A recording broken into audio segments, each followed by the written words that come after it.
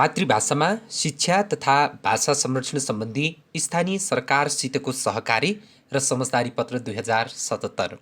नेपालको संविधानले प्रत्याभूत गरेको मातृभाषामा शिक्षा सम्बन्धी प्रावधानहरूको कार्यान्वयन र भाषाहरूको संरक्षण, सम्वर्धन र विकासका लागि स्थानीय सरकारको भूमिकालाई हृदयङ्गमन गरी मातृभाषामा शिक्षा एवं बहुभाषिकताका क्षेत्रसित आबद्ध भाषा आयोग, नेपाल प्रज्ञा प्रतिष्ठान, मातृभाषा विभाग, आदिवासी जनजाति उत्थान राष्ट्रिय प्रतिष्ठान, नगरपालिका सङ्घ नेपाल, गाउँपालिका राष्ट्रिय महासङ्घ नेपाल, नेपाल आदिवासी जनजाति महासङ्घ, नेपाल शिक्षक महासङ्घ लगायत विभिन्न सरोकारवाला सङ्घ संस्थाका पदाधिकारी एवं प्रबुद्ध व्यक्तिहरूको उपस्थितिमा मिति 2077 असार 3 गतेका दिन कोरोना महामारीबाट सिर्जना भएको प्रतिकूल परिस्थितिमा पनि ऐक्यबद्धता प्रकट गर्दै भाषा आयोगका अध्यक्ष डाक्टर लवदेव अवस्थीको अध्यक्षतामा सञ्चालन भएको दूरदृश्य अर्थात् भर्चुअल बैठकमा भएको छलफलका आधारमा मातृभाषामा शिक्षा र भाषा संरक्षण सम्बन्धी नीति निर्माण, कार्यक्रम कार्यान्वयन, स्रोत साधन परिचालन र व्यवस्थापनका लागि स्थानीय सरकारको अगुवाईलाई आत्मसात गरी सबै सम्बद्ध निकाय र व्यक्तिहरूले आफ्नो भूमिका निर्वाह गर्न क्रियाशील रहने र समन्वयात्मक रूपमा काम गर्ने प्रतिबद्धताका साथ भावी पुस्ताका संवाहक हाम्रा बालबालिका र युवाहरूको सङ्गठनात्मक एवं भाषिक र सांस्कृतिक चेतनाको विकास गरी सिकाइको सुनिश्चित आधार निर्माण गर्ने प्रयोजनका लागि हामी निम्न कुराहरूमा सहमत भएका छौँ। 1.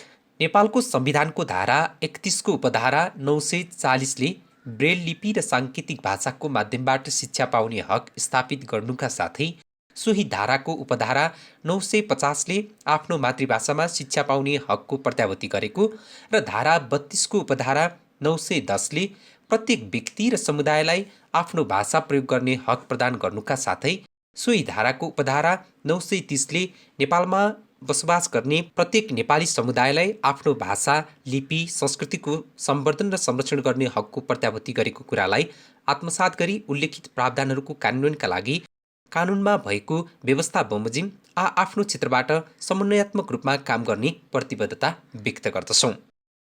2. नेपालको संविधानको अनुसूची 8मा रहेको स्थानीय तहको अधिकारको सूची अन्तर्गत क्रम सङ्ख्या 8मा उल्लेख भएको आधारभूत र माध्यमिक शिक्षा तथा सोही अनुसूचीको 22मा व्यवस्था भएको भाषा संस्कृति सम्बन्धी अधिकारको सूचीको कार्यान्वयनका लागि स्थानीय सरकारको अगुवाईलाई आत्मसात गरी नीति निर्माण, कार्यक्रम कार्यान्वयन, स्रोत साधनको समुचित विनियोजन र व्यवस्थापनका साथै सबै सम्बद्ध निकाय र व्यक्तिहरूले आफ्नो भूमिका निर्वाह गर्ने र आवश्यकता अनुसारको वैशिष्ट्य सेवा प्रदान गर्न क्रियाशील भई काम गर्ने अठोट गर्दछौँ। 3. मातृभाषामा शिक्षा र भाषा संरक्षण सम्बन्धी स्थानीय सरकारसितको यस सहकारी र साझेदारीमा आबद्ध निकायहरूले सङ्घ, प्रदेश र स्थानीय तहमा कायम रहेका आफ्ना संरचनागत अवयवहरूलाई क्रियाशील गराई सचेतना अभिवृद्धि गर्ने, कार्यक्रम कार्यान्वयनमा समन्वय र सहजीकरण गर्ने, स्रोत साधन विनियोजन र परिचालनमा सहयोग गर्ने, प्रविधिको विकास र विस्तारमा टेवा पुर्याउने कार्यका लागि प्राज्ञिक एवं प्राविधिक पृष्ठपोषण गर्ने प्रतिबद्धता व्यक्त गर्दछौँ।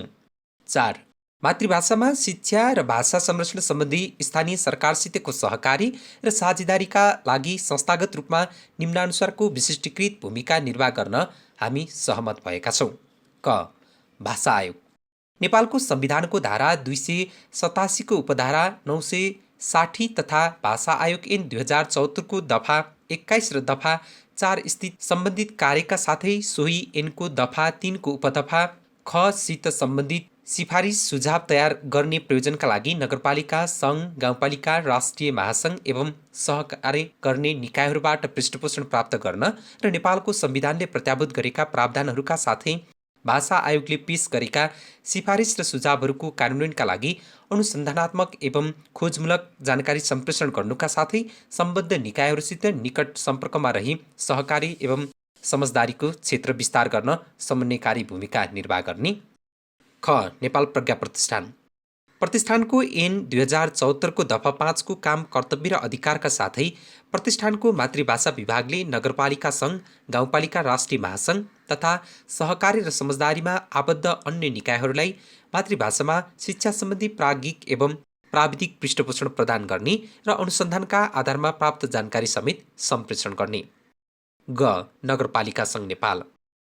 नगरपालिकाहरूलाई मातृभाषाको माध्यमबाट शिक्षा उपलब्ध गराउने गरी बहुभाषिक शिक्षा नीति तर्जुमा गर्न अभिप्रेरित गर्ने र भाषाहरूको संरक्षण, सम्वर्धन र विकासका लागि सचेतना अभिवृद्धि गर्ने, भाषिक तथ्याङ्क सङ्कलन गरी सत्यापन र सम्प्रेषण गर्ने, विद्यालय एवं शिक्षण संस्थाहरूको संसाधन र क्षमता अभिवृद्धि गर्न प्रोत्साहनमुखी कार्यनीति अवलम्बन गर्ने, कार्यक्रम कार्यान्वयनमा समन्वय र सहजीकरण गर्ने, स्रोत साधन विनियोजन र परिचालनमा सहयोग गर्ने, प्रविधिको विकास र विस्तारका लागि प्राविधिक सहयोग प्रदान गर्ने र मातृभाषाको माध्यमबाट शिक्षा विस्तार गर्ने कार्यमा सहजीकरण गर्ने, बालबालिकाहरूको संज्ञानात्मक एवं भाषिक सांस्कृतिक चेतनाको अभिवृद्धि गरी सिकाइ सुधारको आधार निर्माण गर्न पहल गर्ने तथा भाषाहरूको संरक्षण, सम्वर्धन र विकासका लागि भाषा सङ्ग्रहालय स्थापना गर्ने कार्यमा समेत उत्प्रेरकको भूमिका निर्वाह गर्ने।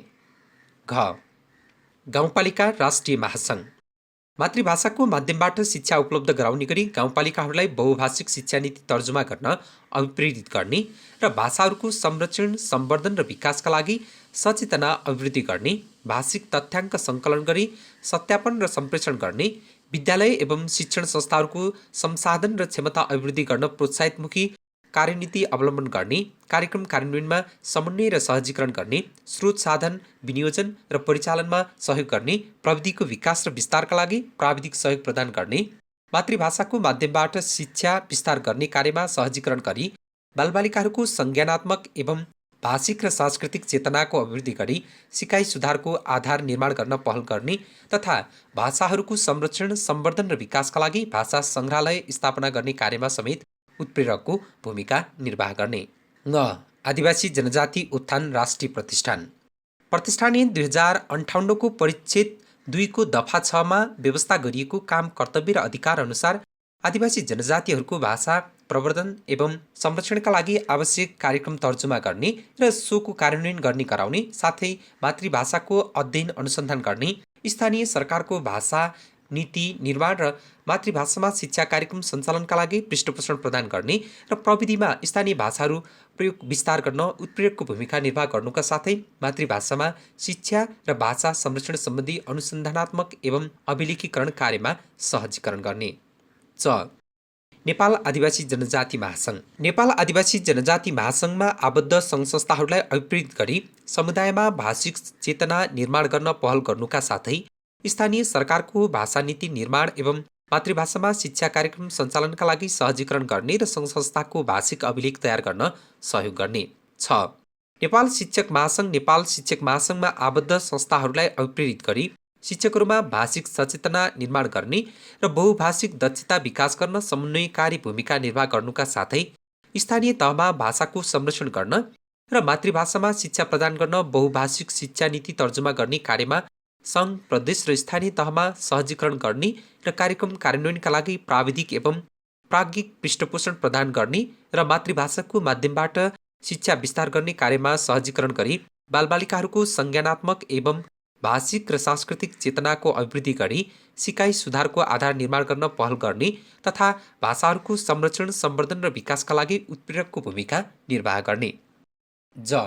तराई मधेस राष्ट्रिय प्रतिष्ठान, मैथिली साहित्यकार सभा, भोजपुरी प्रज्ञा प्रतिष्ठान, अवधि सांस्कृतिक विकास परिषद, मगही अन्तर्राष्ट्रिय परिषद, भाषिक समुदायको निकट सम्पर्कमा रही भाषिक सांस्कृतिक सचेतना अभिवृद्धि गर्न उत्प्रेरकको भूमिका निर्वाह गर्ने, स्थानीय सरकारको भाषा नीति निर्माण गर्न र मातृभाषामा शिक्षा कार्यक्रम सञ्चालनका लागि पृष्ठपोषण प्रदान गर्ने, प्रविधिलाई अनुकूलन गरी स्थानीय भाषाहरूको प्रयोग विस्तारमा सहजीकरण गर्ने र मातृभाषामा शिक्षा तथा भाषा संरक्षण सम्बन्धी अनुसन्धानात्मक एवं अभिलेखीकरण सम्बन्धी कार्यमा समन्वय गर्ने। त्यस्तै 5 नम्बर सहकारी र साझेदारीको स्वरूप। यो सहकारीको स्वरूप र कार्यढाँचा लचिलो एवं जीवन्त प्रकृतिको हुनेछ। यसमा संस्था एवं व्यक्तिको आबद्धता खुला रहनेछ। सामान्यतया प्रत्येक 4 महिनामा यसको कार्य समीक्षा हुनेछ। यसको बैठक दूरदृष्टि भर्चुअलका माध्यमबाट पनि सञ्चालन हुनेछ।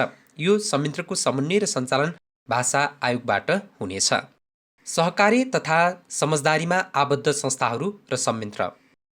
प्राध्यापक डाक्टर योगेन्द्र प्रसाद यादव, प्रमुख मातृभाषा विभाग, नेपाल प्रज्ञा प्रतिष्ठान। श्री अशोक कुमार बान्ज्यू श्रेष्ठ, अध्यक्ष नगरपालिका सङ्घ नेपाल।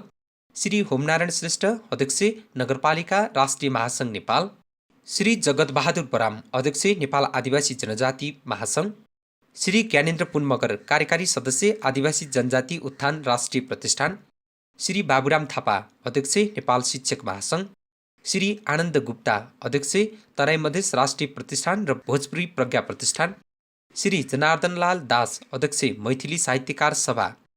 श्री विक्रममणि त्रिपाठी, सचिव अवधि सांस्कृतिक विकास परिषद। श्री वीरबहादुर महतो, अध्यक्ष मगही अन्तर्राष्ट्रिय परिषद र डाक्टर लोकबहादुर लोपचन्द तामाङ, सहजीकरण र समन्वय प्रमुख, मातृभाषा शिक्षा शाखा, भाषा आयोग। मिति 2077 असार 3 गते। मे झोड झोडले जदौ समिङ पाओ। नमस्कार, मगर म्युजियम च्यानलमा हार्दिक स्वागत छ। मगर म्युजियम च्यानलमा विशेष गरेर